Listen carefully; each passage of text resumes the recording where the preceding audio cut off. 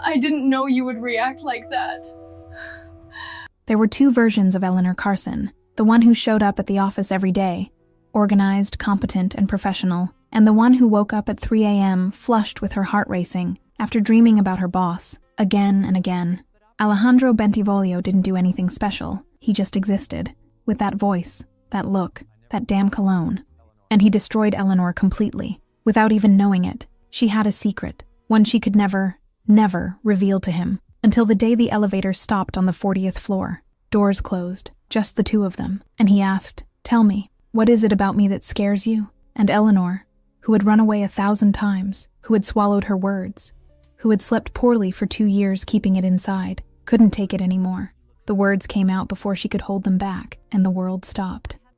"Hi, I'm Lena, the owner of this channel. Yes, I understand you guys don't really like these comments I make throughout the video, but they're important so YouTube doesn't take down my channel. So today, my special shout-out goes to Jamie and Jean. Thank you all for your support. And before we start, answer me something. Does a relationship between a boss and secretary have a chance of working out? Or is it the worst thing that can happen in someone's professional career?" Chapter 1. Dreams and Uncomfortable Reality. Just work? Yes, just work. It's all that matters right now. Monday morning started like every other, with the alarm going off at 7:15 and me already awake for at least 20 minutes, staring at the ceiling of my tiny Brooklyn apartment. I couldn't fall back asleep after the dream had woken me up at 3 in the morning, and now I was lying there, looking at the still ceiling fan, trying not to think about what I'd dreamed, or rather, who I'd dreamed about, again. Alejandro Bentivoglio had been my boss for 2 years, and in the 2 years before that, he'd been the owner of the company where I interned. 4 years total of professional coexistence, and in the last 2, working directly for him as an executive assistant, promoted to special projects manager. 4 years of silent torture, of feeling my heart race every time he walked into the room, of completely losing my train of thought when he got too close explaining some report. I got out of bed and went straight to the shower, letting the cold water wake me up completely and trying to erase the memories of the dream that were still too vivid in my head. It didn't work, because it never worked, but at least it gave me something to do besides lying there thinking about him. I put on the navy blue suit I always wore on Mondays, pulled my hair into a low bun, and applied the minimal makeup I wore to work. Professional, discreet, invisible. Exactly how I like to be. I arrived at the office at 8:45 in the morning, 15 minutes before the official time, because I always arrived early. The Bentivoglio group occupied the top 10 floors of a Manhattan skyscraper, and Alejandro's executive office was on the 40th floor, with a panoramic view of the entire city. I worked on the 39th, in a room that was half the size of his conference room, but it was mine, and where I could breathe without feeling that tightness in my chest that I felt every time I was near him. Willow Park was at the reception desk when I walked by, and she looked up from her computer screen with that smile that always put me on alert. We'd started as interns together 4 years ago, and she was the only person in the world who knew exactly what I felt for Alejandro, which was both a blessing and a curse, because Willow had no filter whatsoever. "He got here early," she whispered when I approached her desk, and I felt my stomach tie in a knot. "Been in his office since 8. And Eleanor?" She made a dramatic pause, looking around to make sure no one was listening. "He's wearing that gray suit. The one you said." I covered my ears with my hands before she could finish the sentence. "Willow, don't. Looks like a Renaissance painting." I felt my face heat up instantly, and looked at her with all the indignation I could muster. "I did not say that." "You did. Wednesday. Cafeteria, verbatim." She was clearly enjoying my distress, because she crossed her arms and looked at me with that air of someone who knows exactly what they're doing. I took a deep breath, trying to maintain my composure. I was describing color palette, analysis, professional. Willow let out a low laugh that made some people look in our direction, and I glared at her. "Sure. Very professional." She paused, and then her expression changed to something more serious. "And Eleanor? He asked for you as soon as he arrived. Meeting at 9, his office." My heart raced in a way that was completely disproportionate for what was just a normal work meeting. He always requested meetings, always needed reports, always had some new project he wanted to discuss. It was normal. It was work. Nothing unusual. So why was my hand shaking when I took the folder Willow handed me? "Okay, normal, work," I said, more to myself than to her. Willow leaned over the desk, whispering in that conspiratorial tone she loved to use. "Good luck with the analysis of palette." I left before she could say anything else, taking the stairs to the 40th floor, because the elevator was packed, and I needed a few minutes to breathe. When I reached his office door, it was exactly 9 o'clock, and I knocked 3 times before hearing his voice calling me in. "Good morning, You asked for, I started to say, but the sentence died in the air when he turned from the window. Alejandro Bentivoglio was 37 years old, had dark hair he always kept perfectly slicked back, brown eyes so dark they looked black under certain lights, and that kind of presence that made anyone in the room stop breathing for a second. The gray suit he was wearing was impeccable, tailored in a way that probably cost more than my 3 months' rent. And when he spoke, that deep voice with the subtle Italian accent that had never completely gone away hit me like it always did. Eleanor, sit. I sat in the chair across from his desk, placing the folder on my lap and composing my professional expression. The one I'd practiced in the mirror 1,000 times. The one that completely hid the fact that my heart was beating so fast I was sure he could hear it. Ready? I said, and my voice came out steady.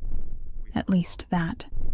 He approached the desk, picking up a folder that was next to the computer and placing it in front of me. But instead of going back to his chair, he stood next to me. Close. Too close. I could smell his cologne, that damn cologne of wood and leather and something floral that must cost a fortune and that I'd probably recognize anywhere in the world. Milan report. Need complete revision. Presentation Thursday. You see? He spoke looking at the papers, but I was having trouble concentrating on anything other than the fact that he was less than half a meter away. I swallowed hard and nodded. Yes. Of course, Thursday works. I paused, flipping through the papers quickly to make sure I understood the scope of the work. Any specific priority? Section? That's when he looked at me, and I made the mistake of looking back. His eyes were fixed on mine, studying my face in a way that made me forget how to breathe for a full second. Your analysis. Creative. The one you did for Rome? Want the same style? You captured essence, in a way my Italian team couldn't. He paused, tilting his head slightly. How do you do that? I was surprised, because direct compliments from Alejandro were rare. He was generous with professional recognition in general, always thanked people for work well done, but rarely specified like this, rarely talked about something I'd done as if it were special. I research cultural context, local art, history, and weave that into the financial analysis. Makes it more human. He continued studying me for a few more seconds, and I saw something pass through his eyes, something I couldn't identify. Human, he repeated, as if tasting the word. Yes, exactly. Then he stepped away, going to the side table where there was a coffee maker. Coffee. Already had some. Thank you. He poured himself a cup, with his back to me while he stirred in the sugar. You know, it's been 4 years since you started working here. Yes, September marked it. I didn't know where this conversation was going, and that put me on alert. Alejandro turned around, holding the cup with that natural elegance he had in everything he did, and looked at me over the rim. And in that time, I never asked you, are you happy here? The question caught me completely off guard, and I blinked a few times before I could answer. Yes, very. It's the best job I've ever had. Just work? My heart gave an uncomfortable jump in my chest, and I felt a wave of heat rise up my neck. What do you mean? He smiled, and it was that damn smile he did sometimes, just with one corner of his mouth, that made me completely forget where I was. Nothing specific, just checking. He took a sip of coffee, still watching me. You can go. Report. Thursday. I got up from the chair too fast, almost dropping the folder in the process, and left the office without looking back. In the hallway, I leaned against the wall for a second, closing my eyes and trying to control my breathing. What was that? I whispered to myself, but the empty hallway obviously had no answers. The rest of the day passed in a strange fog of work and thoughts I tried to push to the back of my mind. I opened the Milan report as soon as I got to my office, diving into the numbers and market analyses that needed to be reviewed, but every 5 minutes, my mind went back to that conversation, to the way he'd looked at me, to the question about being happy. Just work? What did he mean by that? Was it just a casual question from a boss concerned about employee well-being, or was there something more there? And why had he stood so close when he put the folder on the desk? Why had he stood next to me instead of going back to his chair? I shook my head, trying to focus. I was reading too much into things, like I always did when it came to Alejandro. He was just polite, just a good boss, just someone who cared about the team. There was nothing beyond that, even if my heart insisted on beating faster every time I thought about him. At 3 p.m, Willow appeared at my office door with 2 coffee cups, and that smile that meant she wanted to gossip. She came in without waiting for an invitation, placing one of the cups on my desk and throwing herself into the chair across from me. So, how was the meeting with the Greek god? She asked, and I rolled my eyes. It was a normal work meeting, Willow. He asked for a report revision. Nothing special. And why did you come out of there red as a tomato? I picked up the coffee cup just to have something to do with my hands. I didn't. Eleanor Carson, I've known you for 4 years. You literally ran out of that office and stood leaning against the hallway wall for a good 30 seconds before coming back here. She crossed her legs, settling into the chair as if preparing for a long conversation. What did he say? I sighed, because I knew Willow wouldn't give up until I told her. He asked if I was happy here.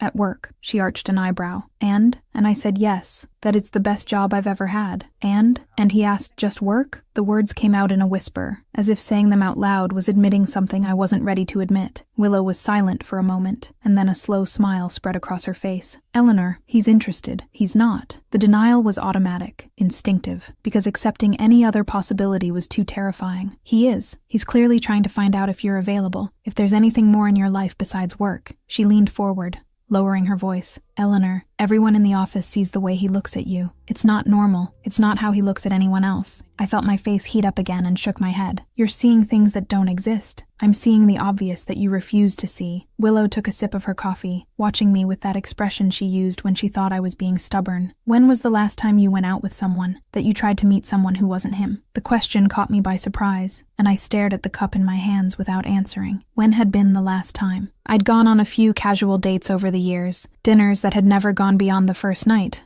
because I always compared everyone to him, always found something was missing, always felt like I was wasting time. Exactly, Willow said, as if my silence was answer enough. Eleanor, you need to decide what you're going to do. Keep going like this, dreaming about him every night and running away every time he gets close, or do something about it. Do what? Walk up and say, "Hi, Alejandro. I have feelings for you and I wake up in the middle of the night thinking about you." I let out a humorless laugh. That would work out great. Maybe it would, she shrugged. Or you could at least stop running from him. Let things flow naturally. See what happens. See what happens. As if it were that simple. As if I didn't have 1,000 reasons to keep my distance, to not let anything happen. Alejandro was my boss, was part of an Italian mafia family, was someone who'd probably dated models and artists and sophisticated women from all over the world. And I was just Eleanor Carson, the girl from rural Oklahoma who'd worked hard to get where she was, who had never really given herself to anyone, because she'd never found someone who deserved it, and now was completely in love with someone absolutely unattainable. I need to finish this report, I said, signaling the end of the conversation, and Willow sighed but stood up. Okay, but Eleanor, think about what I said. She stopped at the door, looking back. Life's too short for you to spend it running from what you feel. After she left, I sat staring at the computer screen without really seeing anything. Think about what I said. As if I did anything else besides think. As if Alejandro Bentivoglio didn't completely dominate my every thought, awake or asleep. I closed my eyes and took a deep breath, trying to focus. I had a report to revise, a presentation to prepare, work to do. I couldn't just sit here thinking about impossible things, about feelings that led nowhere. But when I opened my eyes and went back to the numbers on the screen, the only thing I could see was his smile, that corner of the mouth smile that made me forget how to breathe. And the question that kept echoing in my head, just work? I have a feeling Eleanor's going to dream about that question. Chapter 2. Dream, Dinner, and First Moment. You're enchanting. The weeks following that strange meeting were a form of torture I didn't know existed. Alejandro had always been present in the office, had always been the type of boss who followed projects closely, but now it seemed like he was everywhere at once. Explaining some report detail with his hand resting on the back of my chair, leaning over my shoulder to point at something on the computer screen, touching my arm in passing when we crossed paths in the hallway. Casual touches, professional, completely innocent. That killed me a little inside every time. Willow had started keeping a mental count of how many times a day I turned red, and had already concluded that my record was 13 times in a single day. 13 moments when Alejandro had gotten too close, had spoken too softly near my ear, had looked at me in a way that made my brain shut down completely. I was dying, slowly, painfully, professionally, and the worst part was that I couldn't stop dreaming about him. Every night, without exception, my subconscious decided to torture me with impossible scenarios that made me wake up with my heart racing and completely embarrassed with myself.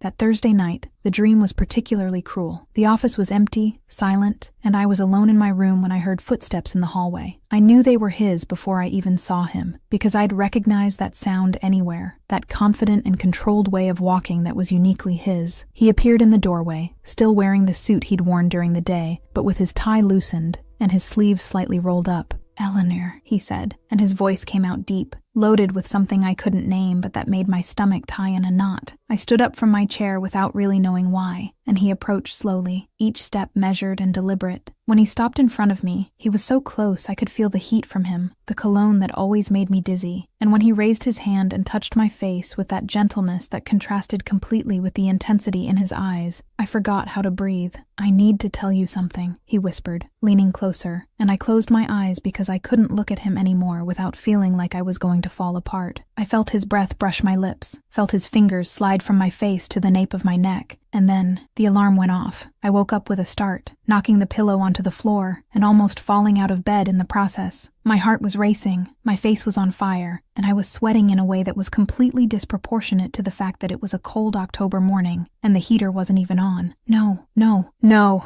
I groaned, throwing the other pillow over my face and letting out a muffled scream of frustration. "Stop dreaming about your boss!" My phone buzzed on the nightstand, and I grabbed it with one hand, still with the pillow covering my face with the other. It was a message from Willow, sent at 7 in the morning, which meant she'd gotten to the office before me for the first time in history. Willow says, "Alejandro asked for you for a business dinner tonight. Italian client. He wants you with him. Cultural translation. Dinner." I pulled the pillow off my face and looked at the phone screen as if she'd just handed me a death sentence. Dinner with Alejandro and a client. Cultural translation, which meant he wanted me to stay the entire evening beside him, talking, interacting, probably sitting too close at a fancy restaurant table. I typed a response, trying to stay calm. "It's a business dinner." Her response came in 2 seconds. With the "I want to eat you for dinner" eyes he makes at you. "Sure, honey." I responded. "He doesn't do that." She responds. "Whole team saw it. Monday meeting. You explaining the project. Him looking at you like a work of art. Ciao, Bella." I threw the phone on the bed and went to take a shower, letting the cold water wake me up and hopefully bring me back to reality. It didn't work, because throughout the entire shower, throughout the entire time it took me to get ready and choose the navy blue dress that was formal, but not flashy, all I could think about was the dinner, and how I was going to survive an entire evening beside him without doing something completely embarrassing. The restaurant was Italian, obviously, a fancy place in Midtown with classic decor, low lights, and tables with impeccable white tablecloths. I arrived 15 minutes before the scheduled time because I always arrived early for everything, and found Alejandro already waiting at the bar, talking in Italian with what seemed to be the restaurant owner. When he saw me, he said goodbye to the man and came in my direction, and I had to make a conscious effort to keep breathing normally. The suit was black this time, with a white shirt that contrasted perfectly with his lightly tanned skin, and when he smiled as he approached, I felt my knees weaken. "Eleanor, punctual as always," he said, and his voice had that warm tone he used sometimes, which made me feel like I was special somehow. "You know me. Being late gives me anxiety," I replied, trying to sound casual and probably failing miserably. He laughed softly, a deep sound that reverberated in my chest, and gestured to the reserved table in the corner of the restaurant. "Marco is on his way. Should be here in 5 minutes." He paused, looking at me in a way that made my face heat up. "You look beautiful, by the way. Blue suits you." Thanking him would be admitting that the compliment had affected me, so I just smiled and mumbled something about having chosen the outfit in a hurry before sitting in the chair he pulled out for me. He sat beside me instead of across from me, and I tried not to think about the fact that this meant we'd spend the entire evening inches apart. Marco Fiore arrived exactly on time, an Italian man in his 60s with gray hair and a warm smile that lit up his entire face when he greeted Alejandro. They talked in Italian for a few minutes, too fast for me to follow completely, and then Alejandro turned to me. "Marco, this is Eleanor Carson, my special projects manager." The way he said "my" did something strange to my stomach. "Eleanor, Marco Fiore. He's considering investing in the Milan project." I greeted Marco in Italian, thanking him for coming and saying it was a pleasure to meet him, and saw his eyes widen in surprise. "Madonna! You speak Italian," he exclaimed, and then looked at Alejandro with an amused expression. "Where did you find her, Alejandro? She's perfect." The dinner went surprisingly smoothly after that. Marco was charming, and talked non-stop about his family, his business, and his memories of Bologna. I translated cultural context when necessary, explained historical references that came up in the conversation, and at some point started talking about medieval Italian history and art patrons of the Renaissance period. "Signorina Carson, where did Alejandro find you?" Marco asked again, this time laughing. "You know Bologna better than I do." I felt my face heat up, but smiled. I read a lot, and medieval Italian art has always fascinated me, especially the patrons, the way they shaped an entire cultural era through patronage. I looked at Alejandro without meaning to, and he was watching me with an intensity that made my heart skip. "It's a fascinating history." Marco raised his wine glass, toasting us to fascinating history, and the women who study it. He took a sip, and then his phone rang. "Ah, Mi dispiace. I need to answer. It's my daughter. One moment. He got up and headed toward the bar, leaving Alejandro and me alone for the first time all evening. The silence that followed was different, loaded with something I couldn't name but that made the air feel heavier, hotter. Alejandro turned in his chair to face me, resting his elbow on the table and watching me with that expression I couldn't decipher. "You studied my family," he said, and it wasn't a question. It was a statement, almost a whisper. Bentivoglio, the patrons of Bologna. I felt my face catch fire and looked away at the wine glass in front of me. It's context research. Professional. Eleanor. The way he said my name made me look back at him, and what I saw in his eyes left me breathless. "Yes, I studied it," I finally admitted. "Your family is fascinating. 400 years of history, art, politics, cultural influence." I paused, biting my lip. "Sorry. It's invasive." Alejandro leaned closer, and suddenly we were so close. I could see the small golden flecks in his brown eyes, could feel his breath, could count the beats of my own heart. "It's not invasive," he said, and his voice came out low, almost hoarse. "It's enchanting. You're the first person in years who's been interested in the history. Not the money, not the power, the history." He paused, and I saw something vulnerable pass across his face. "Tell me what you know." And then I did something completely unexpected. I completely forgot about the shyness, the embarrassment, the fear of talking too much. I told him about the Bentivoglios of Bologna, about how the family had been patrons of the arts in the 15th century, about the works they'd financed, the artists they'd supported, the cultural influence they'd exerted.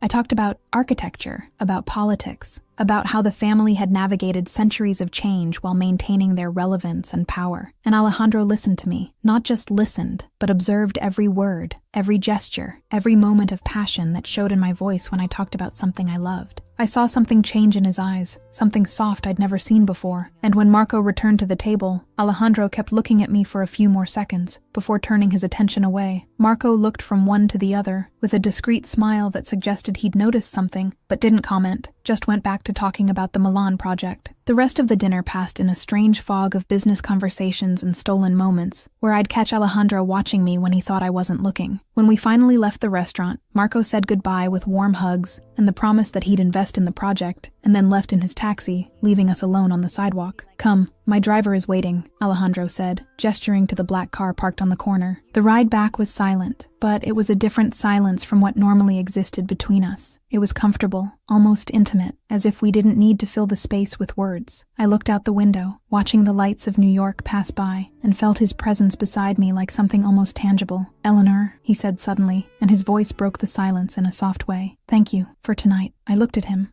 confused. "It's my job. It wasn't work," he replied, and there was something in his voice that made my heart race. "It was a gift. You gave me something I haven't had in a long time." He paused, searching for words. "Connection with my history, with who I am beyond what I do." I felt tears threaten my eyes, and I had to swallow before I could speak. "You're welcome." Alejandro. His name came out of my mouth without the Mr. I always used, without the formality I maintained as a shield. It was the first time in 2 years I'd called him just by his name, and I saw the exact moment he noticed. His eyes widened slightly. Something passed across his face, and then he smiled, small but genuine. "Good night, Eleanor," he said, when the car stopped in front of my building. I got out of the car in some kind of trance, and only when I was alone in the elevator going up to my apartment did I allow the realization to hit me completely. "I have a serious problem," I murmured to my reflection in the metal elevator doors, because it wasn't just attraction anymore. It wasn't just dreams and racing heartbeats anymore. I was completely, hopelessly in love with Alejandro Bentivoglio, and I had no idea what to do about it.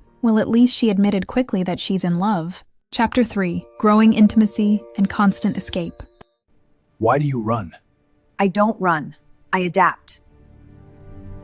The months following that dinner with Marco Fiore were the most confusing of my life, and I'd already been through a lot of confusion over my 25 years. The difference was that this time, the confusion had a name, a face, and a voice that haunted me even when I was alone in my apartment at 11 at night, trying to watch some random series on Netflix. Alejandro had changed, or maybe I had changed the way I saw things. But either way, something was definitely different. He sought me out for everything now, and when I say everything, I mean literally everything. Meetings that had nothing to do with my projects, working lunches that extended for 3 hours, and inevitably drifted from financial reports to discussions about Renaissance art and Italian philosophy, document reviews that turned into conversations about life, family, history. It was torturous, deliciously, agonizingly torturous. Because with each conversation, each moment we spent together, I felt like I was getting to know a different Alejandro, from the distant, professional boss of the first years. He talked about the mother he'd lost early, about how he'd learned to play piano with her, about the afternoons in Bologna when he was a child running through the gardens of the family estate. He told stories about the mistakes he'd made when he took over the business, about the hard lessons he'd learned, about how sometimes he missed the simplicity of just being Alejandro instead of Don Bentivoglio. And I listened to everything, absorbing every word as if it were the most precious thing in the world, storing every detail in my memory to revisit later, when I was alone and could process the fact that he was letting me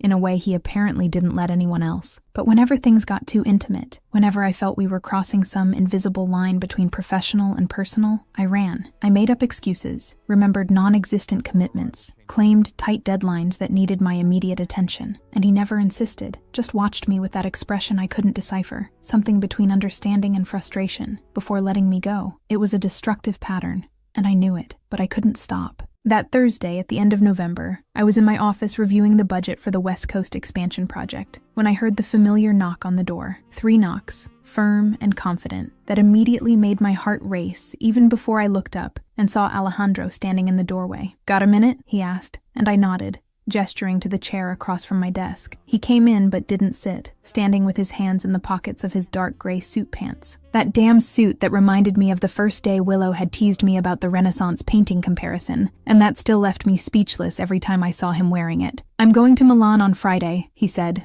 Straight to the point. "Presentation for the Farini family. They want to invest in the European expansion, and I want you to come." My first instinct was professional, automatic. Of course, I'll prepare the presentation materials, the projection reports, and Eleanor, he interrupted me, and there was something in his tone that made me stop talking. "It's not just materials. I want you there, in person, at the presentation." He paused, and I saw something pass through his eyes. "And after the presentation, there's a dinner in Milan, and I want to show you the city you've studied so much. See with your own eyes everything you've read in books." I felt my heart explode in my chest. That familiar feeling of panic mixed with something like hope, and immediately my defenses went up. That's beyond the scope." Alejandro frowned, tilting his head slightly. "Scope?" "Of work," I finished, and the words came out weak even to my own ears. Tourist dinner isn't exactly part of my responsibilities as project manager. I saw the exact moment frustration replaced confusion on his face. He took a step closer to the desk, leaning slightly forward, and when he spoke, his voice came out low but loaded with something intense. "You run. You realize that?" My stomach tied in a knot. "I don't run." "Yes, you do." He didn't take his eyes off me, and I felt like he was seeing right through all my defenses, all the excuses I'd built over the months. "Every time we get close, every time things get personal, you pull back, make up an excuse, disappear." He paused, and I heard the frustration clear in his voice. "Why?" "Because I love you," my heart screamed. "Because I have a secret you don't know. Because you're you and I'm me. Because I'm afraid you'll discover I'm completely inadequate to be by your side in any way other than professionally." But obviously, I couldn't say any of that. "It's nothing personal," I murmured, looking away at the papers on my desk. "It's just professionalism, maintaining appropriate boundaries between boss and employee." The silence that followed was heavy, suffocating. I forced myself to look back at him, and saw that Alejandro was watching me with that intensity that always left me breathless, as if trying to decipher a particularly complex puzzle. After long seconds, he nodded slowly. "Okay," he finally said, and his voice came out controlled, emotionless. "Milan. Just the presentation then. Professional." He turned, going back to the desk,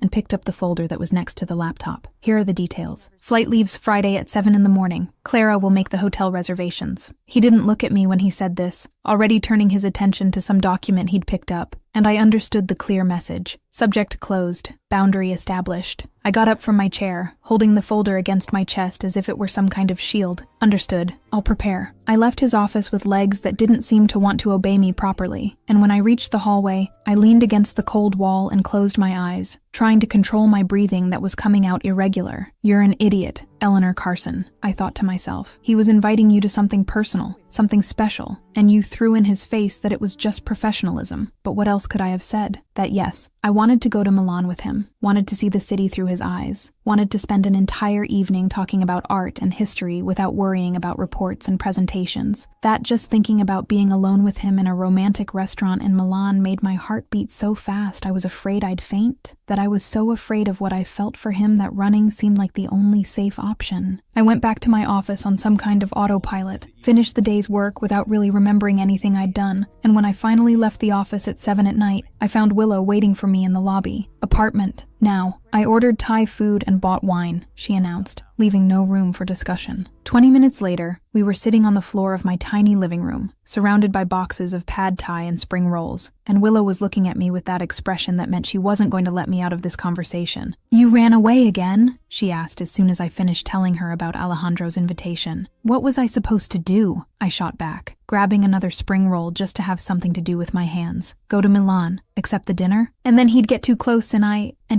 gestured vaguely, unable to finish the sentence. "And you?" "What?" Willow leaned forward, her eyes fixed on me. "Eleanor, talk. What paralyzes you so much?" I was silent for a long moment, looking at the wine in my glass, seeing my distorted reflection in the red liquid. I'd never told anyone, never admitted it out loud, but if there was anyone in the world who would understand without judging, it was Willow. "Willow, I started, and had to stop because the words were stuck in my throat. Never what? I took a deep breath, feeling my face catch fire. Been with anyone. The words came out in a whisper, and I saw Willow frown slightly, confused. "I've never slept with anyone, Willow. Never done anything. I'm pure, completely." The silence that followed was absolute, broken only by the sound of traffic outside. Willow looked at me for long seconds, and then her expression softened. "Okay," she finally said. "That's ridiculous. At 25, I know." I covered my face with my hands, mortified at having admitted it out loud. I wasn't going to say that. Willow pulled my hands away from my face, forcing me to look at her. I was going to say, "It makes sense. Why you run? Alejandro is a lot. Intense. Experienced." She paused, choosing her words carefully. "And you feel like that he'll notice," I finished for her, and felt tears threaten my eyes. "That I'm inexperienced, naive, that I don't know anything about this, and he'll laugh, or worse, he'll reject me because he doesn't want to deal with someone so backward." Willow pulled me into a tight hug, and I let some tears fall, wetting the shoulder of her blouse. "He won't," she murmured. "Eleanor, if there's one thing I've learned watching you two over the last few months, it's that man looks at you like you're the most precious thing he's ever seen. He won't laugh. He won't reject." She pulled back, holding my face between her hands. "But Eleanor, you need to decide. Keep running, keep protecting yourself, keep living in fear, or take a risk. Trust. Let something happen." I wiped the tears with the back of my hand, smiling humorlessly. "I don't know." And that was the most honest truth I had. I didn't know what to do, didn't know how to stop running, didn't know how to be brave enough to accept what Alejandro was offering. All I knew was that the fear of losing him was starting to be greater than the fear of giving myself to him, but it still wasn't big enough to make me stop running. Chapter 4. Alejandro loses it. Tell me what scares you. Right now? Being stuck in this elevator? I'm serious. And elevator. Alejandro Bentivoglio had 37 years of experience controlling his emotions, maintaining the impenetrable mask that a Don needed to have, completely separating personal feelings from professional decisions. It was a skill he'd developed since childhood, when he'd seen his father lose everything by being emotionally vulnerable, and that he'd perfected over the decades building an empire that demanded coldness and rationality above all else. And in the last 3 months, Eleanor Carson had completely destroyed that ability. He was sitting in his office on a December morning, looking at the financial report on the computer screen without really seeing anything, because all he could think about was her. The way she'd refused the invitation to Milan, the expression on her face when she'd said that thing about professionalism, the way she'd left his office like she was running from something dangerous. She was running. From him. And he couldn't understand why. He'd spent weeks trying to get closer, trying to show that his interest went beyond professional, trying to create moments where they could really get to know each other without the barrier of corporate hierarchies. And every damn time, Eleanor pulled back, made up excuses, claimed commitments, disappeared behind that polite, professional mask she wore like armor, and it was driving him completely insane. The office door opened without warning, and Luca Ferrante entered with the confidence of someone who had permission to ignore protocol. He was Alejandro's closest capo, his right-hand man for almost a decade, and one of the few people in the world who could read Alejandro like an open book. "Boss," Luca said, throwing himself into the chair across from the desk without ceremony. "You're distracted." Alejandro looked away from the screen, shooting a warning look at Luca. "Work." Eleanor. Her name came out as a statement, Not a question, and Alejandro felt irritation grow in his chest. Work, he repeated, this time with more emphasis, and saw Luca smile discreetly. Sure, work. Luca crossed his legs, clearly enjoying himself. That's why you've been looking at the same page of the report for 20 minutes without moving the mouse. Intense work. Alejandro glared at him, but didn't respond, because he knew anything he said would be used against him. Luca was right. Obviously, he was distracted, was obsessed, was completely unable to concentrate on anything other than Eleanor and the impossible enigma she represented. Luca stood up, still smiling, and went to the door. Just came to let you know the meeting with the Farinis has been rescheduled for next week. They want to come here, instead of Milan. He paused at the door, looking back. And, boss? Maybe you should just ask her, directly, why she runs, instead of sitting here brooding. The door closed before Alejandro could respond, and he was alone again, staring at the empty space and considering Luca's words. Ask directly, as if it were that simple. In the 3 days that followed, Alejandro began to notice a pattern that irritated him even more. Eleanor was actively and deliberately avoiding face-to-face contact. She sent emails when she would normally come personally to his office, left for lunch 15 minutes early, and returned 15 minutes after normal time, left reports on his desk when he was in meetings. It was like she'd created an entire system to minimize any chance of them being alone. And on Wednesday afternoon, Alejandro decided that was enough. He left the office in the middle of an international call, ignoring Clara's surprised look as he passed the reception desk, and took the stairs down to the 39th floor. Eleanor's office was at the end of the hallway, a small room but with a view of the city, and when he reached the door, he saw she was alone, typing something on the computer with that intense concentration she always had when working. He knocked once on the door and entered without waiting for a response. Eleanor jumped up from her chair, eyes wide with surprise when she saw him standing in the doorway. Alejandro, I was going to. Why are you avoiding me? He got straight to the point, closing the door behind him. He saw the color drain from her face, quickly replaced by an intense blush. I'm not. Yes, you are. He took a step into the room, keeping his voice controlled, even though frustration was growing by the second. 3 days. No face-to-face contact. Short, objective emails. You disappear at lunchtime. He paused, studying her face. What did I do? Nothing. It's work. I was busy with. Eleanor gestured vaguely at the computer, trying to maintain professional composure, but he saw the panic in her eyes. Alejandro moved closer, walking around the desk until he was beside her, close enough to smell the soft perfume she wore, close enough to see her breathing accelerate. When he spoke, he kept his voice low, controlled, but let all the intensity he was feeling leak into the words. Eleanor, you come into my life, make me feel things I haven't felt in years. He saw her eyes widen, saw the exact moment she stopped breathing, and then you disappear, and come back, and disappear again. And I don't. He forced himself to stop, to control his tone before saying something he couldn't take back. I need to understand. Eleanor looked at him with that expression of vulnerability mixed with terror that he'd seen a few times before, and opened her mouth to respond, but at that moment his phone rang. Alejandro cursed mentally, picking up the phone and seeing Clara's name on the screen. Meeting. He'd completely forgotten. He looked back at Eleanor, seeing how she'd stepped back half a step, how her hands were clenched in fists at her sides, and made a decision. Come, he said, putting away his phone. Elevator. Now. We're finishing this conversation. He didn't leave room for discussion, leaving the office and hearing her footsteps behind him in the hallway. The elevator was empty when they arrived, and Alejandro entered, holding the door until Eleanor also entered, clearly reluctant. The doors closed, and the elevator began to rise from the 39th to the 40th floor. The silence was suffocating, heavy with everything that wasn't being said. Alejandro looked at Eleanor, seeing how she was staring fixedly at the numbers above the door, as if she were praying for the elevator to move faster. Talk, he said, breaking the silence. Why do you run? Eleanor didn't look at him. I don't run. I just. Eleanor. The way he said her name made her finally turn, and when their eyes met, Alejandro felt as if the air had been sucked out of the small space. She looked at him with that mixture of fear and something else, something intense he couldn't name, and he saw the exact moment her defenses began to crack. 30th floor, 28, 25. The tension grew with each passing number. Alejandro took a step closer, reducing the distance between them until he was close enough to touch, but without doing so. When he spoke, his voice came out soft, almost a whisper. Tell me, what scares you about me? And then the dams broke. It's not you, it's me. Eleanor closed her eyes, and he saw her hands trembling slightly at her sides.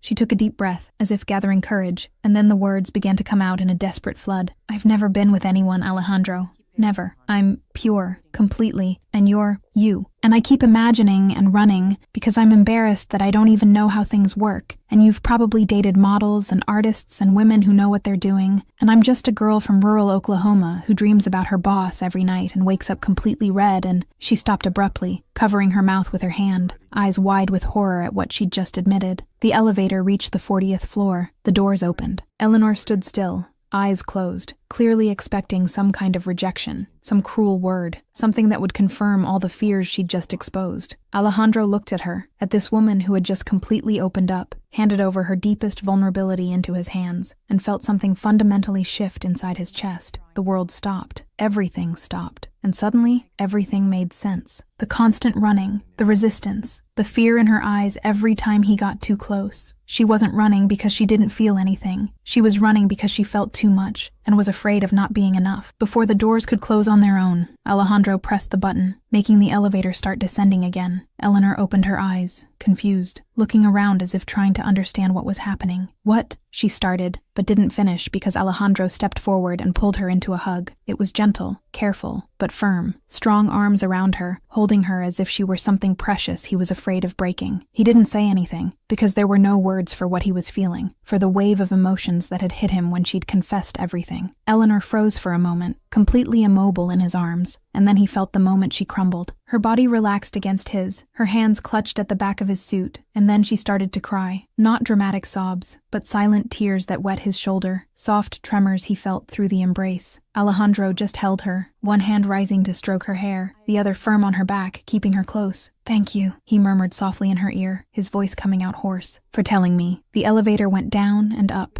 ignored, while they stood there embracing in the small space, and Alejandro felt something he hadn't felt in years: hope, and an absolute certainty that he wasn't going to let Eleanor go. Chapter 5. Cancelled meetings and their afternoon. I'd cancel a war.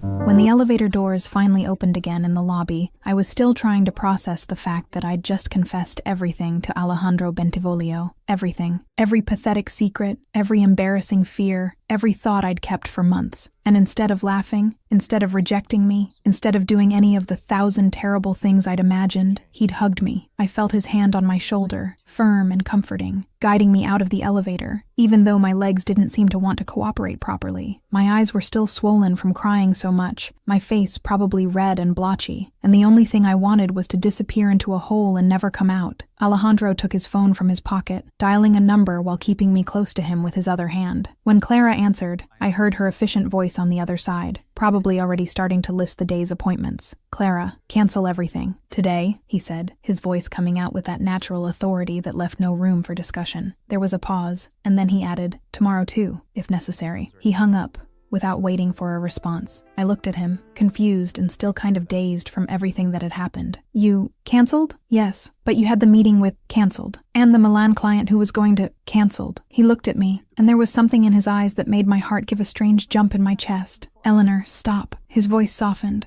becoming almost gentle. "Some days have meetings. Today has you." I felt like the floor had disappeared from under my feet. He'd canceled everything. For me, because I'd had an emotional breakdown in the elevator and revealed all my most pathetic secrets. And instead of sending me home with a polite pat on the back, he was staying with me. "You didn't have to," I started, but he interrupted me with a look. "Eleanor," he stopped walking, turning to face me completely. "You revealed something difficult, something you've been carrying for a while, and you were afraid of rejection." He paused, and I saw something intense pass across his face. I'd cancel a war for that. A meeting is easy. I couldn't respond, because the words had gotten stuck in my throat along with more tears that threatened to fall. He gestured to the private elevator in the corner of the lobby, the one only he used, and guided me in that direction. "Come," he said, pressing the button that called the elevator. "My apartment is on the 42nd floor. It's private. We can talk without interruptions." The apartment. His. Private. My brain was having trouble processing this information, but I followed him into the elevator anyway, because apparently I'd stopped having control over my own decisions at some point in the last half hour. When the doors opened directly into what could only be described as a spectacular penthouse, I stopped at the entrance and just looked around with my mouth slightly open. Floor-to-ceiling windows with a panoramic view of New York, dark, gleaming hardwood floors, bookshelves full of books that went to the ceiling, artwork on the walls that I recognized as originals even from a distance. And in the center of the room,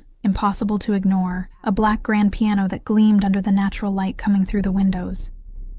"You live here?" I asked, still standing at the entrance like an idiot. Alejandro went to the kitchen, which was all white marble and stainless steel appliances that probably cost more than my car. "When I'm in New York, I have properties in Bologna and Milan, too." He turned, resting his hands on the counter. "Tea? Coffee?" My eyes had already returned to the piano, drawn like a magnet. It was beautiful, perfect, the kind of instrument you saw in concert halls and never in normal people's homes, even though Alejandro was far from a normal person.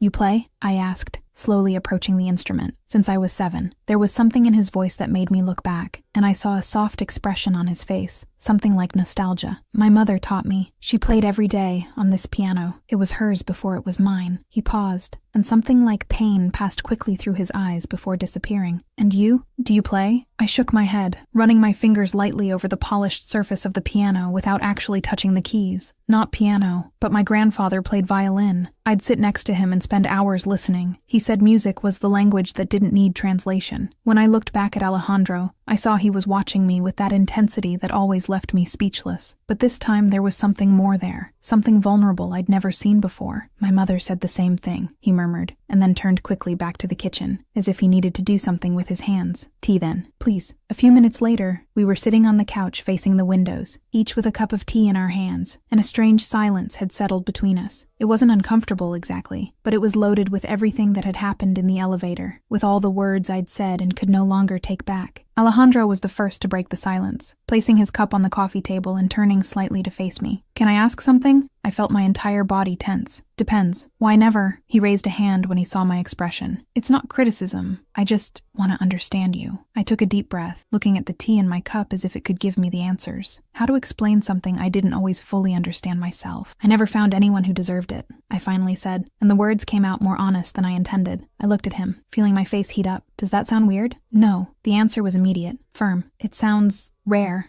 and admirable." I let out a humorless laugh. "You don't think it's backward? Being 25 and never having—" "I think you have your own sense of worth, and you refuse to compromise." Alejandro interrupted me, and there was something so serious in his eyes that made me stop breathing for a second. "That's strength, not being backward." The tears came back, but this time they were different. They weren't from shame or fear, but from something warm and comforting that spread through my chest. "Thank you," I whispered. Alejandro was silent for a moment, just watching me in a way that made it seem like he was memorizing every detail of my face. Then he leaned slightly forward, his voice coming out low and loaded with something intense. "And Eleanor, you said you dream about me." I felt my face explode in flames instantly. I meant I dream about you too." The world stopped. I looked at him, trying to process the words I'd just heard, trying to understand if I'd heard right or if my brain was making things up. "Really? Since that dinner with Fiore?" He kept his eyes fixed on mine, without looking away. "You talking about Bologna, about my family, about history, with your eyes lit up and your voice all animated because you were talking about something you love." He paused, and I saw something vulnerable cross his face. I thought I'd never wanted so much to just listen to someone talk, never felt so much peace just being near someone. My heart was beating so fast I was sure he could hear it. "Alejandro, you date models, artists, women from all over the world, women who know what they're doing, who are sophisticated and experienced. He moved closer, raising a hand and touching my face with a gentleness that contrasted completely with the intensity in his eyes. "The woman who makes me feel things I forgot existed," he said, his voice coming out almost in a whisper. "Hope, peace, the desire to be just Alejandro instead of Don Bentivoglio." His fingers traced a soft line from my cheek to my chin. "That's worth more than all the rest. More than experience, more than sophistication. It's real, and it's rare." I don't know who moved first, whether it was me leaning toward him or him moving closer to me, but suddenly the distance between us had completely disappeared. I felt his breath brush my lips, saw his eyes darken slightly, and then he paused, waiting, asking, giving me the choice. I closed my eyes and closed the final distance. The kiss was soft, gentle, almost hesitant, soft lips pressing against mine with a gentleness that made tears threaten my eyes again. It wasn't like in the dreams. It wasn't intense or consuming. It was better because it was real, because it was his hands actually touching my face, because it was his breath mixing with mine, because it was him choosing to go slow, choosing to be careful with me. I responded timidly, not really knowing what I was doing but trusting my instinct, and I felt him smile slightly against my lips before pulling away. He rested his forehead against mine, keeping his eyes closed, and when he spoke, his voice came out hoarse and low. "We'll always go at your pace." I opened my eyes and found his already watching me, dark and intense, but also soft in a way I'd never seen. "Okay," I whispered, and it felt like I'd just made a promise that I'd try to stop running. Will she be able to keep that promise? Chapter 6, Getting to Know Each Other, and Maggie appears. Something feels wrong.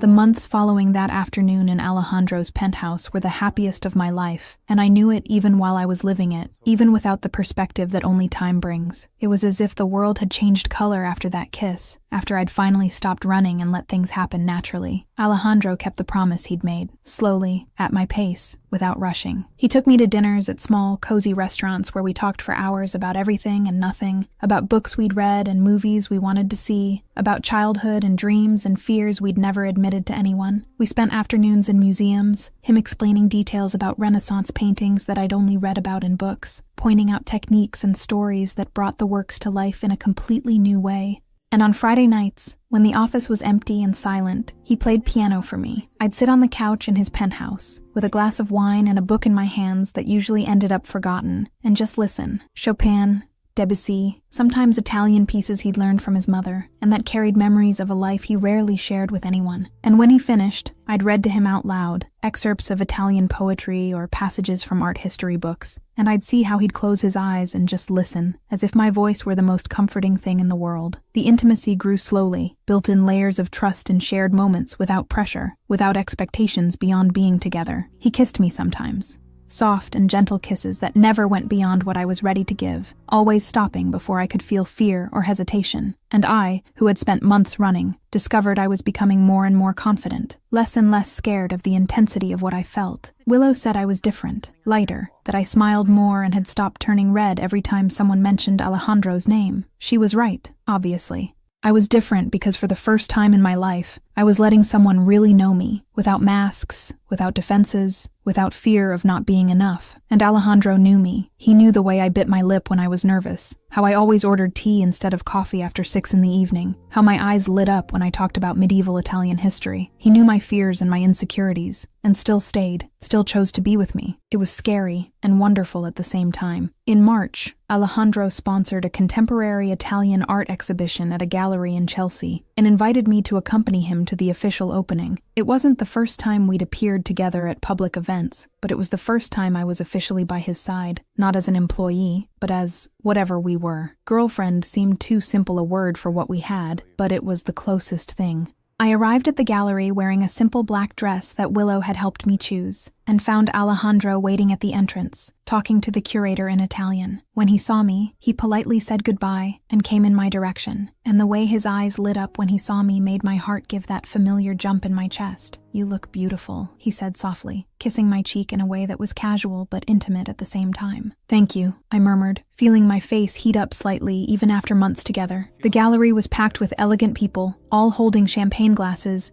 and talking in small groups while observing the exhibited works. Alejandro guided me through the crowd with his hand on my back, introducing me to artists and collectors, and I felt strangely comfortable in that world that should have been completely alien to a girl from rural Oklahoma. We were standing in front of a particularly interesting installation, Alejandro explaining the historical context of the piece, when I heard a familiar voice shout my name. "Eleanor!" I turned and saw Maggie Carson running in my direction with a huge smile on her face, her arms already open for a hug. My cousin was 2 years older than me, extroverted where I was reserved, confident where I was shy, and we'd grown up together in Oklahoma before I moved to New York. We hadn't talked much since then, just some occasional messages and birthday calls, so seeing her there was a complete surprise. "What a surprise!" she exclaimed, hugging me with excessive force before pulling back and looking at Alejandro with wide eyes. "And you must be Alejandro Bentivoglio." She extended her hand in a way that seemed too suggestive to be just polite. "Maggie Carson, Eleanor's cousin. It's an honor to meet you." Alejandro shook her hand with the formal courtesy he used with people he didn't know well. "Maggie, pleasure. Eleanor always talked about you," Maggie continued, her voice a tone higher than necessary for the environment. "My incredible boss," she'd say. "How proud to be here. Your space is beautiful." And you're even more impressive in person. I felt a strange discomfort grow in my chest as I watched Maggie talk non-stop. The exaggerated gestures, the way she looked at Alejandro with an intensity that made me frown slightly. She was being too much, too animated, too interested, too everything. Alejandro maintained a polite but distant expression, clearly not as charmed as Maggie expected him to be. "Thank you," he said, and then turned to me. "Eleanor, give me a minute. Marco wants to talk about the installation on the second floor." I nodded, and he left in the direction of a group of men near the stairs, leaving me alone with Maggie for the first time in years. Her smile changed instantly, becoming sharper, more interested. "Eleanor, you and him!" I felt my face heat up, not really knowing how to explain something I was still trying to fully understand myself. "It's complicated." "Complicated how?" Maggie moved closer, lowering her voice but maintaining that strange intensity. "Are you together? Like, officially?" "We're seeing where things go," I replied, choosing my words carefully. Maggie looked at me for a long moment, and then her eyes narrowed slightly. Eleanor, I've heard of the Bentivoglio family." She made a significant pause, as if expecting me to understand something. "You know who he is? What he does?" I felt a pang of irritation grow in my chest. "I know. And you're okay with that?" She looked in the direction where Alejandro was, talking to Marco and other men, and there was something on her face I couldn't identify. "With everything that comes with it?" "Maggie, I didn't come here to discuss my personal life," I said, trying to keep my tone polite but firm. No, of course." She raised her hands, smiling again, but the smile didn't reach her eyes. "I just worry about you, cousin. That's all." She paused, and then her expression changed to something more casual, almost too casual. "And Luca Ferrante? Is he close to Alejandro?" The question caught me by surprise, and I frowned. "He's his right-hand man." "Why?" I saw a blush rise up Maggie's neck, and she quickly looked away. "Nothing. Curiosity." She took a sip of champagne, still not looking directly at me. "I just heard his name mentioned and got curious." There was something strange about the way she'd asked the question, something that put me on alert, even without knowing exactly why. Before I could investigate further, Alejandro returned, and Maggie quickly said goodbye with more excessive hugs and promises that we needed to meet up soon. The rest of the night passed in a strange fog, and I couldn't stop thinking about the way Maggie had asked about Luca, the way she'd blushed when she said his name. Later, when the event was ending and people were starting to leave, I saw Luca Ferrante beside Alejandro near the exit. He was tense, tenser than normal, and when his eyes met Maggie's from across the gallery, I saw something pass across his face that looked a lot like recognition and regret. "Boss," Luca said quietly to Alejandro, and I was close enough to hear. "That woman, Eleanor's cousin?" Alejandro asked, following Luca's gaze. "Yes, Luca hesitated, running his hand through his hair in a gesture of frustration. "Met at a party months ago on some random night." He paused, and his jaw tightened. She was intense, and I was an idiot. Alejandro was silent for a moment, looking from Luca to Maggie and back, and then his expression changed to something more serious. "More alert. Keep an eye out," he finally said, and there was a tone of warning in his voice that rarely appeared. Luca nodded, clearly understanding something I didn't fully comprehend yet. When we left the gallery later, in the car heading home, I couldn't stop thinking about the conversation I'd heard. Maggie and Luca had met, had hooked up, and from the way Luca had spoken, it hadn't been a particularly positive experience. And now Maggie was back, asking questions about Alejandro, about Luca, showing up at events where she hadn't been specifically invited. There was something wrong there, something my instinct was screaming to pay attention to, but I couldn't identify exactly what. Alejandro must have noticed my worried expression, because he took my hand and held it as the car navigated through the streets of New York. "Everything okay?" he asked softly. I looked at him, at this man who had become so important in my life in such a short time, and forced a smile. "Yes, just tired." He didn't seem completely convinced, but didn't insist, just squeezed my hand a little tighter, and I tried to ignore the strange knot that had formed in my stomach since the moment Maggie had appeared. Chapter 7. Revelation of the Bentivoglio family. I love you. It was a Friday night in April, when everything changed in a way I didn't expect. Alejandro had asked me to come to his penthouse after work, said he wanted to talk about something important, and the tone in his voice had been different enough to make me nervous all day. Willow had noticed, obviously, because she always noticed when something was bothering me, but when she asked, I just said I didn't know what it was about, which was true. I had no idea. When I arrived at the penthouse at 7 in the evening, the sun was already setting over New York, painting the sky orange and pink through the huge floor-to-ceiling windows. Alejandro was sitting at the piano, playing a piece I didn't recognize, but that sounded melancholic and beautiful at the same time. He didn't stop when he saw me, just nodded toward the couch, a silent invitation for me to sit and wait. So I sat, taking off my shoes and tucking my legs underneath me, and just listened. The music filled the space between us, and I saw the way his fingers moved over the keys with that precision that came from decades of practice, the way he closed his eyes at certain moments, as if completely lost in the melody. When the last note finally dissipated in the air, he sat in silence for a few seconds before turning on the piano bench to face me. There was something on his face I couldn't fully identify, something like determination mixed with fear, and I felt my stomach tie in a knot. "Eleanor," he said, and his voice came out more serious than I was used to. "I need to tell you something about what I really am." I felt my heart race, but forced myself to keep my expression calm. I got up from the couch and went to the armchair closest to the piano, sitting and keeping my eyes fixed on him. "I already know. Mafia." I saw the exact moment the words hit him. Alejandro became completely still, his eyes wide with genuine surprise, and when he spoke, his voice came out almost in a disbelieving whisper. "You knew? Since the first month." I kept my voice steady,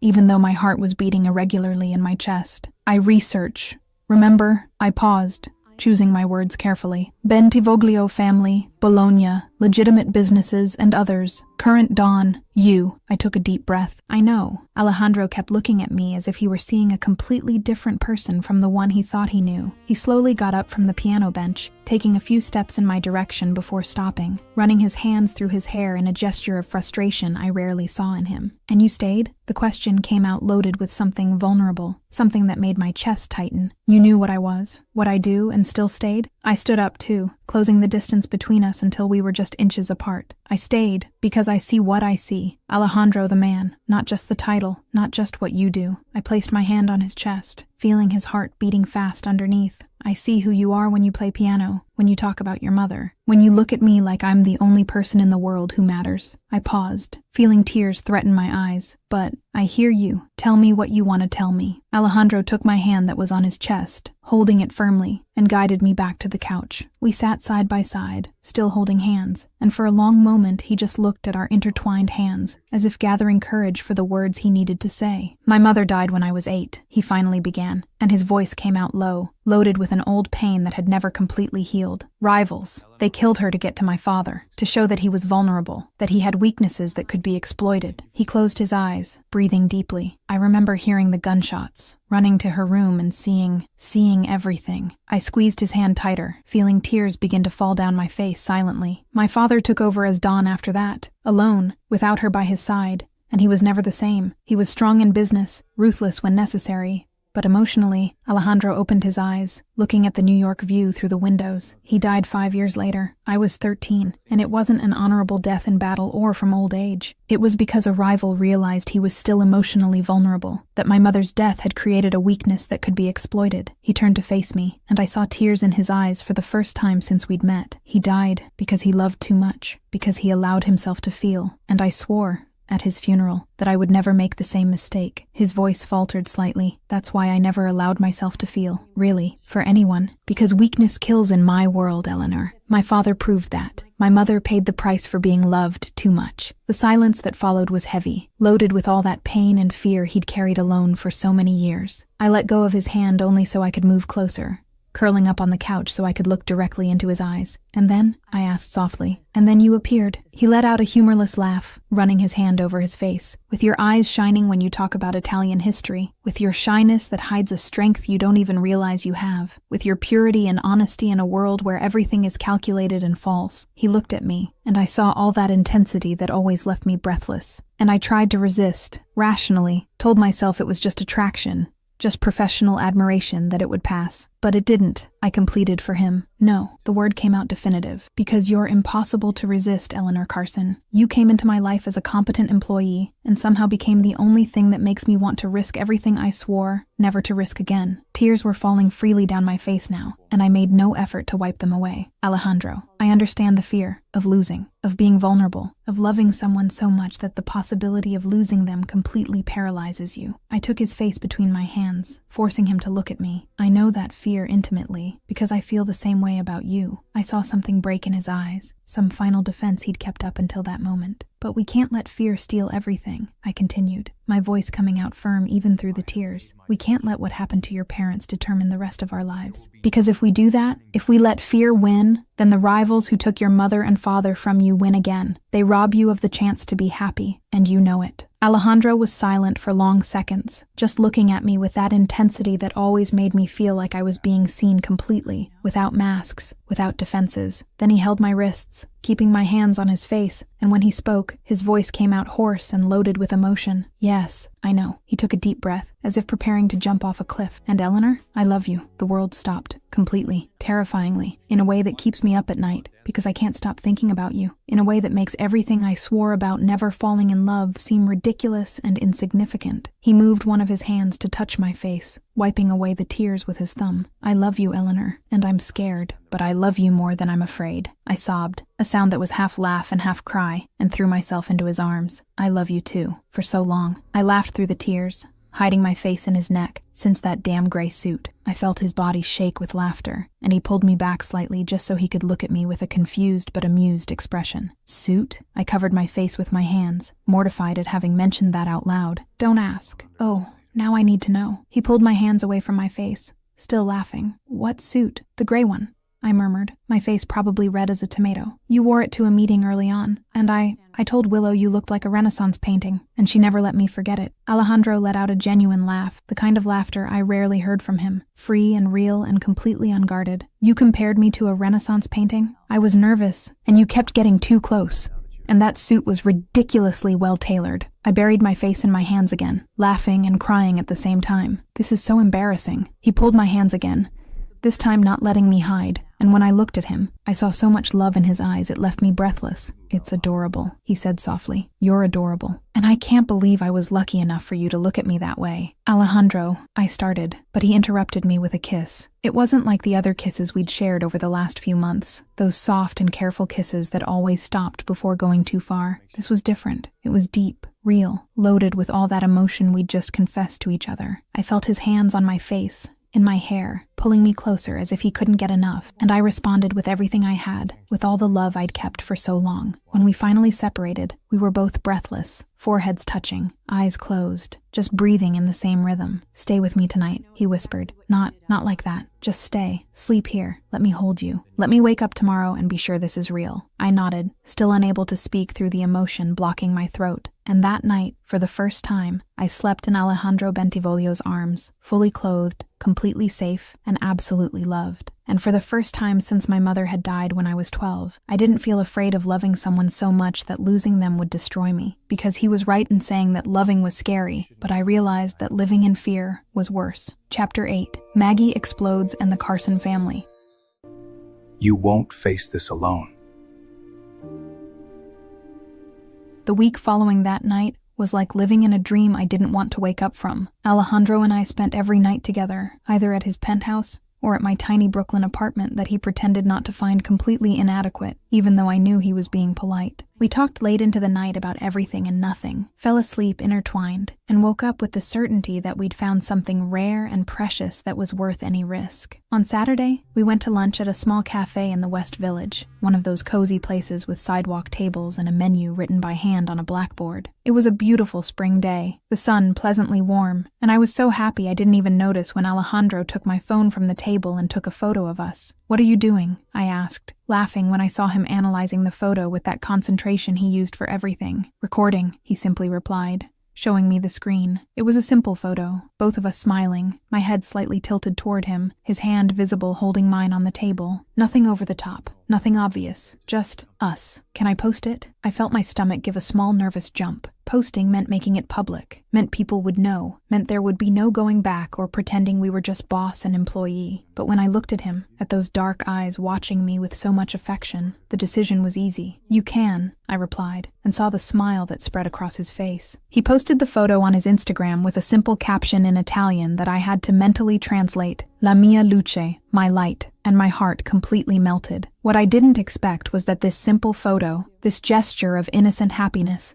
would become the trigger for everything to fall apart. On Monday morning, I woke up with my phone vibrating insistently on the nightstand. I was still at Alejandro's penthouse, wrapped in his silk sheets that probably cost more than my monthly salary, and he'd already left for an early meeting he couldn't cancel. I grabbed the phone half-dazed with sleep and saw 15 unread messages in the Carson family group chat.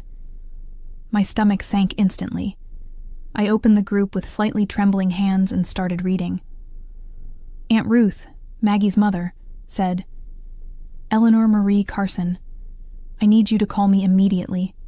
"What is this story Maggie told me?" Uncle James replied. "Is this true, Eleanor? Are you dating a criminal?" Cousin Sarah chimed in. "I can't believe you sold yourself for money and position. Our family raised you better than that." Uncle Robert also gave his unsolicited 2 cents. "This is a sin, Eleanor. You're compromising your eternal soul." Grandma Margaret concluded, "I am deeply disappointed. Your mother would be ashamed." The messages continued, one after another, each crueler than the last. Accusations that I'd prostituted myself for a better job, that I was betraying family values, that I was involved with the mafia out of greed and ambition. Messages quoting Bible verses about sin and redemption, about how I needed to repent and return to Oklahoma before it was too late. And in the middle of everything, a message from Maggie that was so fake it was nauseating. "Eleanor, I'm so sorry they found out this way. I was just worried about you and ended up mentioning it to Mom. I hope you understand it's all out of love." I felt tears start to fall before I even realized I was crying. I threw the phone on the bed as if it had burned me and curled my knees against my chest, trying to control the sobs that were coming out uncontrollably. It hurt.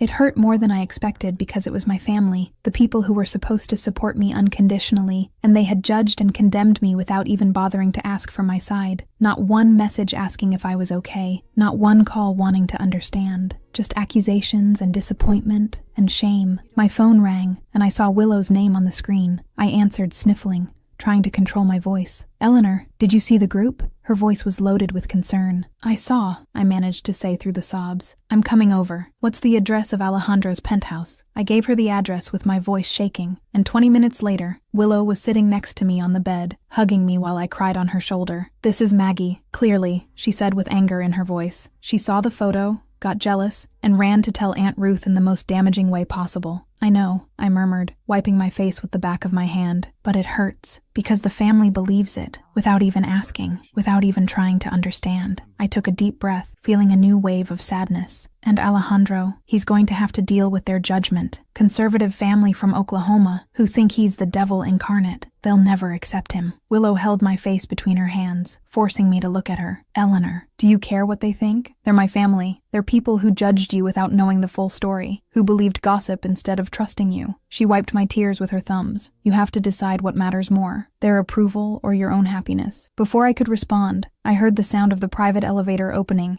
and fast footsteps coming toward the bedroom. Alejandro appeared in the doorway, still wearing the suit he'd worn to the meeting, and stopped abruptly when he saw me. "Eleanor," the way he said my name, loaded with concern and something like anger, made me start crying again. He crossed the room in 3 long strides, kneeling beside the bed and taking my face between his hands exactly as Willow had done, but his touch was different, more intimate, more devastated. "What happened?" "Luca called me saying you were crying, that Willow had come running." His eyes went from my face to the phone thrown on the bed, and I saw the moment he understood. "Your family." I tried to minimize it, tried to seem stronger than I felt. "It's just family drama. I'll handle." "You're crying," he interrupted me, and there was so much intensity in his eyes. It made me stop talking. "I'm fine," I lied weakly. Alejandro didn't respond, just pulled me into a tight hug, and I crumbled again, crying into his chest while Willow discreetly left the room to give us privacy. He held me until the sobs diminished, one hand stroking my hair, the other firm on my back. When I finally managed to control myself enough to speak, I pulled back slightly and wiped my face with trembling hands. Alejandro moved to sit on the bed next to me, but kept one hand holding mine. "They saw the photo," I explained with my voice still failing. "And Maggie, she told my aunt, said I sold myself to you, that I'm with you for money and position, that I'm a disgrace to the family." More tears fell, and they believed it, without even asking, without even trying to understand. I saw Alejandro's jaw tighten, that expression he had when he was furious but controlling himself. He picked up the phone that was on the bed and read the messages in silence, and with each line he read, I saw the anger grow in his eyes. "This is unacceptable," he finally said, his voice coming out controlled but dangerous. "They have no right to talk to you like this, to make accusations without knowing the facts. Alejandro, he turned to face me completely, and then did something that caught me completely by surprise. He got off the bed and knelt on the floor in front of me, getting at eye level with me, holding my face between his hands with a gentleness that contrasted with the intensity in his voice. "Listen," he said, keeping his eyes fixed on mine. "What your family thinks, it's legitimate pain. Don't minimize it. You have the right to be hurt, to be devastated, to feel betrayed by people who should support you unconditionally." He wiped my tears with his thumbs. "But Eleanor, I face this with you. Not for you, with you. Understand?" I nodded, unable to speak through the lump in my throat. "If you want to go to Oklahoma and confront them in person,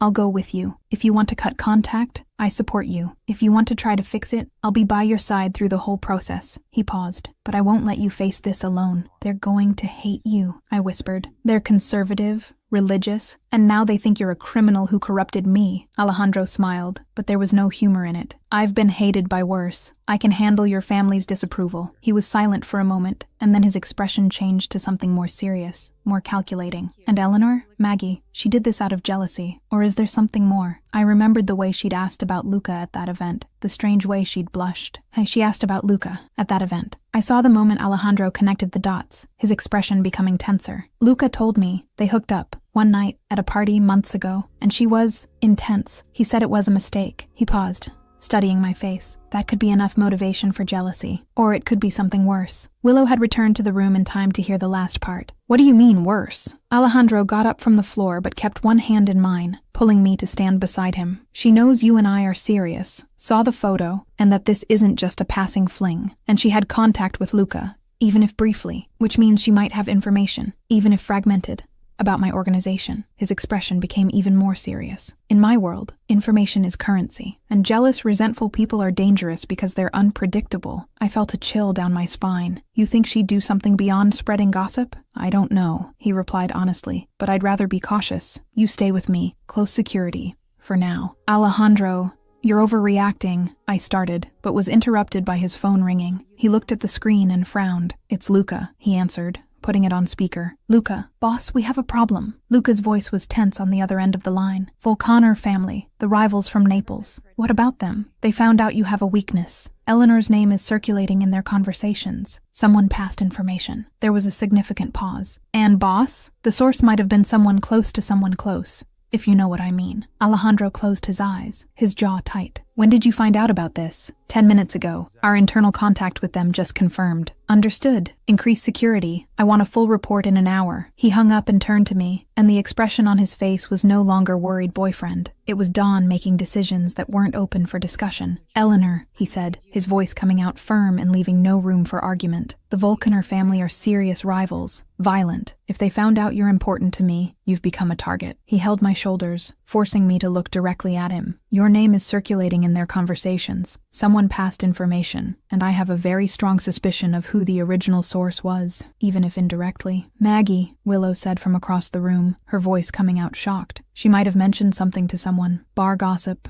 casual conversation, doesn't matter. Information always leaks." Alejandro turned his attention completely to me. "Eleanor, you stay with me. Penthouse. Maximum security all day. Final decision. Non-negotiable." I looked at him, at that expression that left no room for discussion, and understood the gravity of the situation. It wasn't about family drama or cousin jealousy anymore. It was about my real safety, about really dangerous people who could use me to get to him. "Okay," I finally said, and saw relief pass through his eyes. "But Alejandro, we're going to solve this together. You promised." He pulled me into a tight hug, kissing the top of my head. "Together," he confirmed. "Always together." But while I was there, in his arms, hearing Willow call the office to let them know I'd be working remotely for the next few days, a single certainty formed in my mind. Maggie had gone too far, and consequences were coming.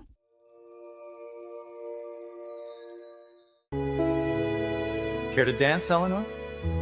I'd like that, Alejandro. Chapter 9. Kidnapping and War. 5 days after Luca's call about the Volcaners, I was going crazy from being stuck in the penthouse. Alejandro had been inflexible about security, and I understood, I really understood, but spending 5 whole days without going out, working remotely, seeing the world only through the huge windows was starting to suffocate me. So when he mentioned a charity event at the art gallery in Chelsea, a fundraising night for Italian artwork restoration, I practically begged to go. "Eleanor," he started, and I already knew that tone. "Please, it's a closed event, controlled guest list.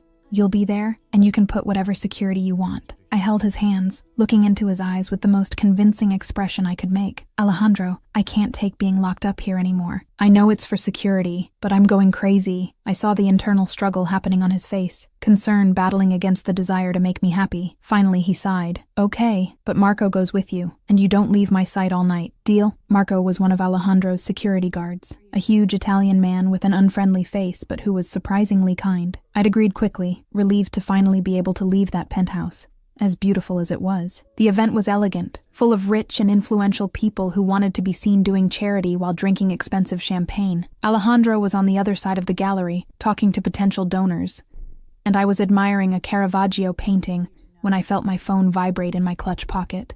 It was a message from Willow, asking how the event was going, and I headed toward the small garden at the back of the gallery to call her where the noise would be lower. Marco was right behind me, keeping a respectful distance but always alert. That's when I heard the commotion coming from the garden entrance. I turned in time to see two men appear, one of them throwing something on the ground that exploded with a blinding flash and thick smoke that spread quickly. Marco shouted something in Italian, moving in my direction, but another man appeared out of nowhere and hit him with something that made him fall to the ground. I tried to run, scream, do anything, but strong arms grabbed me from behind, a large hand covering my mouth before I could make any sound. I struggled, kicked, tried to bite the hand holding me, but it was useless. They were too strong, too trained. I felt a prick in my neck, something being injected, and the world started to blur at the edges. The last thing I saw before everything went dark was Marco trying to get up from the ground, blood running down his forehead, screaming something I couldn't understand, and then nothing. I woke up with my head throbbing and my mouth dry, lying on a cold concrete floor. It took a few seconds for my eyes to adjust to the low light, and when I could finally focus, I realized I was in some kind of abandoned warehouse. The windows were dirty and broken. There were old boxes piled in corners, and the smell of mold and dampness was strong enough to make me feel nauseous. I tried to move and realized my hands were tied behind my back, and my ankles were also bound. Panic began to grow in my chest, but I forced myself to breathe deeply and stay calm. Panicking wasn't going to help anything. The little princess woke up. A voice with a strong Italian accent came from somewhere behind me, and I heard footsteps approaching. A man appeared in my field of vision, maybe 40 years old, with scars on his face and cold eyes that observed me as if I were just merchandise. He crouched in front of me, and I forced myself not to pull back, even though every instinct was screaming to do so. "You're going to make a little video for us, Bella," he said, smiling in a way that didn't reach his eyes. "A message for your boyfriend. Don Bentivoglio needs to understand he can't have everything he wants." He picked up a phone and pressed the record button,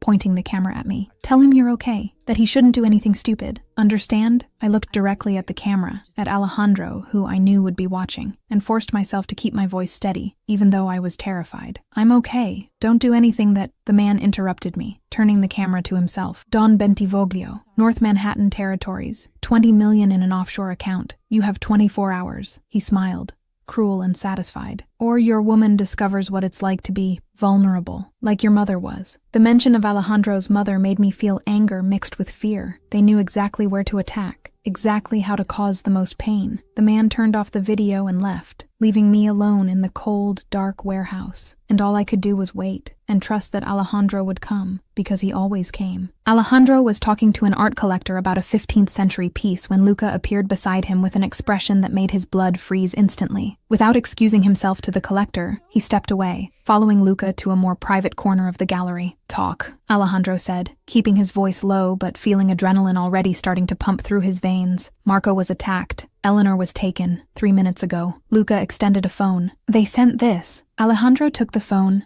and pressed play on the video, and felt like the ground had disappeared from under his feet when he saw Eleanor on the screen. She was tied up, clearly scared, but maintaining her composure in a way that would have filled him with pride in any other circumstance. "I'm okay. Don't do anything that—" And then the voice. That damn voice with a Neapolitan accent he recognized immediately. Vulcaner, North Territories, 20 million. And then the threat about his mother, calculated to provoke exactly the reaction it was provoking. Fury, cold, calculated, absolutely terrifying. Alejandro returned the phone to Luca, and when he spoke, his voice came out so quiet and controlled, it was more dangerous than any shout could be. "All available men. Immediate tracking. I want a location in 15 minutes. He paused, his eyes becoming even colder. "And Luca, Maggie Carson. Bring her here. Now." She knew Eleanor would be at this event. She provided the information. He saw guilt pass across Luca's face. panic in his eyes. "Boss, I didn't know I know you didn't know," Alejandro interrupted him, keeping his voice controlled. "That's why you live. That's why you still work for me. You were used, manipulated by someone who knew exactly how to do it." He took a step closer. "But now you're going to fix it." "You will." Luca left practically running, and Alejandro stood there for a moment, allowing himself 3 seconds of pure terror before pushing the emotion to the back of his mind and letting the dawn take over completely. Eleanor was in danger, and he was going to bring her back, no matter the cost. 30 minutes later, Alejandro was in the gallery's private office when Luca returned, practically dragging Maggie Carson by the arm. She was visibly terrified, her eyes wide when she saw Alejandro standing near the window, hands in his pockets, expression completely empty of emotion, which was infinitely more terrifying than if he were visibly furious. "Sit," he said, his voice coming out too calm. Maggie sat in the chair Luca pushed toward her, her hands visibly trembling. "Alejandro, you knew Eleanor would be at this event tonight," he interrupted her, still not raising his voice, still maintaining that deadly calm. "Because I mentioned it at the office, in front of several people, and you were there, visiting Luca." He saw the color drain from her face. "You passed that information to someone, for money, for revenge. I don't care about the reason." He finally moved, walking slowly toward her until he was standing directly in front of the chair. "Eleanor was kidnapped 40 minutes ago, by people who knew exactly where she'd be, exactly when, exactly how security would be positioned." "I didn't know they were going to kidnap her," Maggie exploded, tears starting to fall. "They just asked for information, said it was just to scare you. They paid me $5,000 and I thought." "You thought what?" Alejandro's voice cut like a blade, still low, but loaded with ice. "That betraying my family, putting Eleanor in danger, wouldn't have consequences." Maggie was sobbing now, words coming out jumbled. "I was jealous, okay? She has everything. You, the perfect job, the perfect life, and I have nothing. Luca used me and threw me away. You don't even look at me, and Eleanor just has everything without even trying." "Where are they?" Alejandro said, and it wasn't a question. "Now, you know." He saw hesitation on her face, the last vestige of self-preservation battling against fear. "Where?" He didn't shout, but the tone of absolute command in his voice made Maggie practically jump from the chair. "Warehouse in Brooklyn.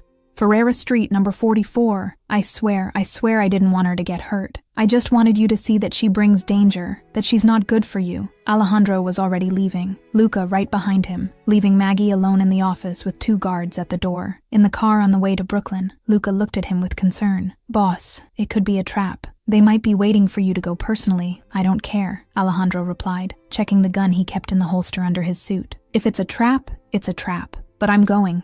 Personally, because Eleanor was his, and no one touched what was his without paying the price. The rescue was quick, professional, and almost frighteningly efficient. Alejandro's men surrounded the warehouse in less than 5 minutes, eliminating the external guards without a single shot being fired. When they finally broke down the main door, they found Eleanor exactly where Maggie had said she'd be, tied up, but unharmed, and only 3 men inside who were quickly subdued. Alejandro crossed the warehouse in long, quick strides, kneeling beside her and cutting the ropes binding her hands and feet with a knife he pulled from his pocket. When she was free, Eleanor threw herself into his arms, and he held her like she was the most precious thing in the world. "I've got you," he whispered in her ear, pressing her against his chest. "You're okay. I've got you." He felt her body shake with silent sobs, her hands clutching at his suit as if afraid he'd disappear. "I knew you'd come," she said through the tears, her voice muffled against his chest. "I knew." Alejandro pulled back just enough to look at her, to verify with his own eyes that she was really okay, that she had no injuries beyond some scratches on her wrists where the ropes had been too tight. He kissed her forehead, then her hair, then her tear-wet cheeks. "Always," he promised, his voice coming out hoarse with emotion. "Understand? I always come. For you. Always." And as he carried her out of that horrible warehouse, back to the safety of the armored car waiting, Alejandro made a silent promise. The Volcaners would pay, Maggie would pay, and he'd make sure nothing like this happened again, no matter the cost. Chapter 10. Real Confrontation and Purity. We go at your pace. That transforms the first days after the kidnapping passed in a fog of intermittent sleep, and Alejandro refusing to leave my side. He'd canceled everything again, ignored important calls, postponed meetings that probably cost millions, all to sit at the edge of the bed watching me as if afraid I'd disappear. It was on the afternoon of the 3rd day when I finally asked the thing that had been circling my mind. "And Maggie?" I saw his fingers stop typing on the laptop. His jaw tightened slightly. He closed the computer before turning completely to face me. And when he spoke, His voice was carefully controlled. Safe.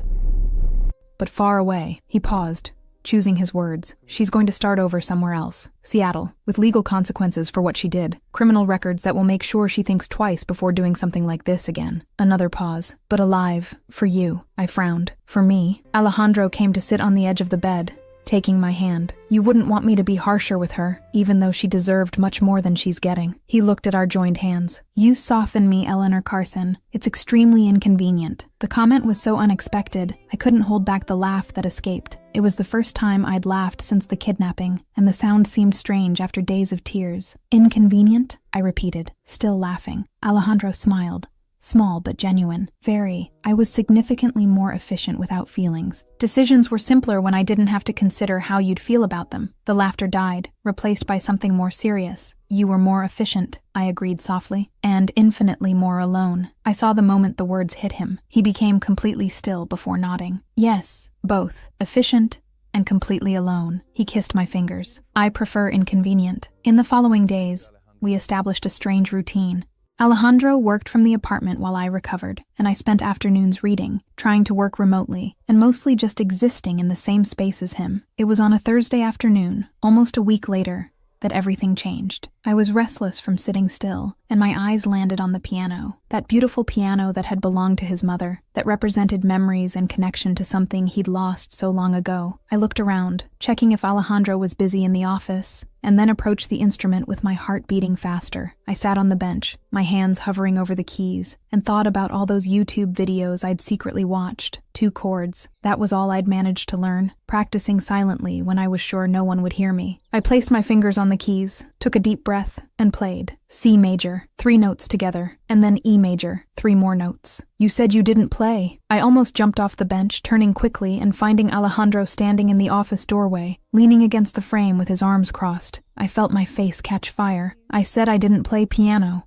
Technically true, this isn't playing. It's pressing keys in a minimally coordinated way. I looked away, but I learned 2 chords, with YouTube, to impress someone. The silence made me look back, and I saw that Alejandro was smiling openly and genuinely. He crossed the room and stopped beside the bench. You learned piano chords, he said, to impress me. Still mortified, I replied. I neither confirm nor deny. Alejandro let out a low laugh, and then sat on the bench beside me, our bodies touching from shoulder to hip in that small space. Teach me the chords? He asked. I looked at him with disbelief. I teach you? You who've played since you were 7? You learned for me, he replied simply. I learn with you. Seems fair. There was something so sincere in that I felt tears threaten. I blinked quickly and carefully took his right hand. C major, like this. I positioned his fingers on the correct keys, pressed together. He pressed, and the sound filled the space between us. I saw the moment something changed in his eyes, when he realized my hand was still over his, guiding, touching. There was an intimacy in that which was different from everything we'd shared. And now, he asked, his voice lower. E major, like this. I moved his hand to the next keys,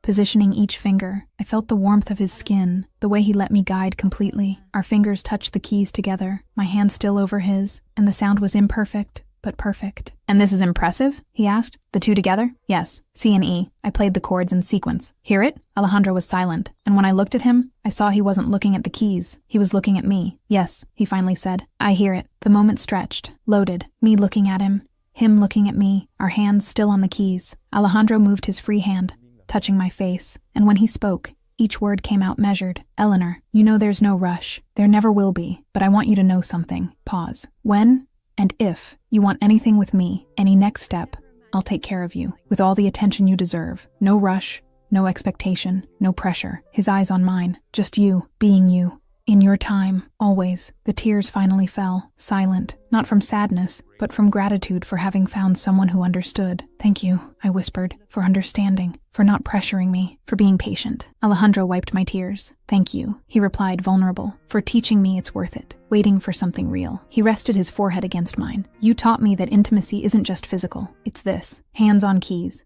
Simple chords that mean everything. I closed my eyes, feeling the moment, the absolute certainty that I'd found something rare. And that afternoon, sitting at his mother's piano, with 2 simple chords still echoing in the air, something solidified between us, the peace of true love. Chapter 11, Bologna.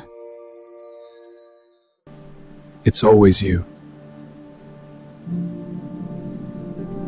My My life had become something I never would have imagined possible that morning when I first arrived at the Bentivoglio group office as a nervous intern.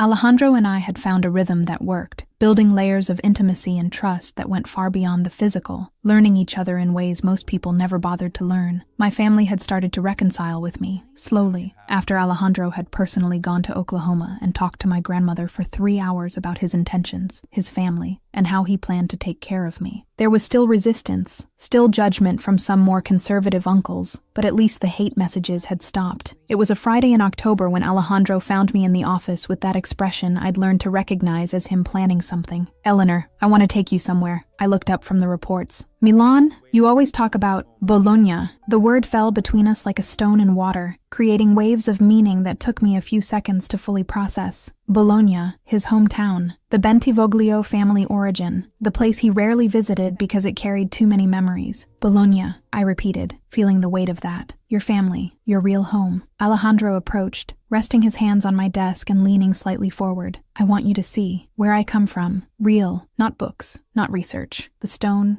the air, the afternoon light that Renaissance painters tried to capture for centuries." He paused, and there was something vulnerable in his eyes. "I want to show you what shaped all this," he pointed to himself, "so you can decide if you want this world, completely, without doubts." 3 days later, we were in a car leaving the Bologna airport, driving down narrow roads lined with vineyards and olive trees that seemed not to have changed in centuries. When we finally arrived at the old Bentivoglio family estate, I stopped at the entrance and just looked. It was exactly as I'd imagined from the books, but infinitely better. Medieval stone warmed by the afternoon sun, meticulously maintained gardens where climbing roses went up old walls, a fountain in the center of the courtyard with crystal water falling softly, living history, breathing in every detail. "It's exactly how I imagined it," I whispered, feeling tears threaten from pure beauty. "But better, much better." Alejandro was standing beside me, but wasn't looking at the estate. He was looking at me, watching my reaction with that intensity that always left me breathless. I saw something resolve in his eyes, as if my reaction had answered some question he'd been asking silently. That afternoon, he took me to the garden at the back of the property, where an antique piano was positioned near a pergola covered with wisteria. It was smaller than the one in the New York penthouse, clearly old but impeccably maintained. "It was hers," Alejandro said simply, running his fingers over the keys without pressing them. "My mother played here every afternoon when the weather was good. I sat on a nearby bench without saying anything, just waiting, and he began to play. The music that came out was different from everything I'd heard him play before. It was melancholic, but beautiful, simple, but deeply emotional, and I closed my eyes just letting it envelop me completely. When the last note finally dissipated in the wisteria-scented air, I opened my eyes and saw he was watching me. "Who taught you that piece?" I asked softly. "My mother." His voice came out hoarse. "She would have really liked you, Eleanor." I felt tears return, but this time I let them fall. "Tell me about her?" And he did. For 2 hours, sitting in that garden while the sun slowly set over Bologna, Alejandro told me everything. About the mother who played piano and laughed loudly and filled the house with flowers. About the father who loved her so much he became too vulnerable. About the 8-year-old boy who saw everything fall apart and swore never to feel that pain again. About how he became Don. About the price he paid. About the sacrifices he made. I listened to everything without interrupting, without judging, just holding his hand and letting the words come out after decades of being kept inside. When he finally finished, we stayed in silence for long minutes. Then Alejandro took a small box from his jacket pocket, old and worn by time. This was my mother's. He opened the box, revealing a gold ring with a sapphire in the center. Simple, but absolutely beautiful. She told me, before she died, that when I found someone who made me feel without fear of feeling, I would know, and I should give this ring to her. His eyes met mine. "I know, Eleanor. I've known since that elevator, since that terrified and courageous confession. I know it's you." My heart was beating so fast I could barely breathe. "It's not a formal proposal. Not today," he continued, his voice coming out soft. "Today is a promise that this ring exists, and one day at the right time, in your time, I'll ask officially, but I want you to know it's you. It always was. Since," he smiled, and there was humor in his eyes, "since the gray suit." I froze. "You know about the suit?" Willow told me, months ago. He was clearly enjoying my horror. "I'm going to kill Willow." Alejandro laughed, loud and real and completely free. and the sound was so beautiful I couldn't keep pretending to be annoyed. I laughed too, through the tears, and then stopped, looking at him with all the certainty I felt. Alejandro, you can put on the ring. Now. The right time? I took a deep breath. Is now. I saw shock pass across his face. Eleanor, I came to Bologna, saw your origins, heard your story, know your world, and I love you completely, with all the purity I still have and all the strength I'm learning. I held his hands. So, yes, now. Alejandro took the ring with hands that trembled slightly, and when he started to slide it onto my finger, I saw he was really shaking. You're shaking, I observed, amazed. Apparently, he laughed humorlessly. You do this to me. Inconvenient. And then he kissed me, there in the family garden in Bologna, with the golden light of the Italian afternoon bathing everything around us, and it was the most perfect kiss we'd ever shared. 1 year later, the wedding was small, just close family and intimate friends in the same garden where he'd proposed to me. I was wearing a simple cream dress, the sapphire shining on my finger, and Alejandro was in a dark suit, eyes only for me. Willow had been crying since the ceremony started, sniffling loud enough to make some people laugh. I knew it, she whispered when I passed her, since the gray suit. Shut up, Willow, I murmured, but I was smiling. The vows were simple but profound. Alejandro talked about how I'd entered his life and returned things he thought were lost. I talked about stopping running and learning that love wasn't weakness. It was the rarest strength that existed. And when they declared us married and he kissed me in that garden full of history and promises, I felt like everything had finally fallen into place. That night, at the window of the room that had been his mother's, I looked at Bologna illuminated under the moon, the ring shining on my finger. What are you thinking about? Alejandro asked, hugging me from behind. That I almost didn't say it. In the elevator, almost swallowed it all back. But you did. I did. I turned to face him. And you didn't laugh, didn't reject. You hugged me. I'll always hug you. He kissed my neck softly. It's my favorite occupation. I laughed. More than being Don? Infinitely more. Pause. Eleanor?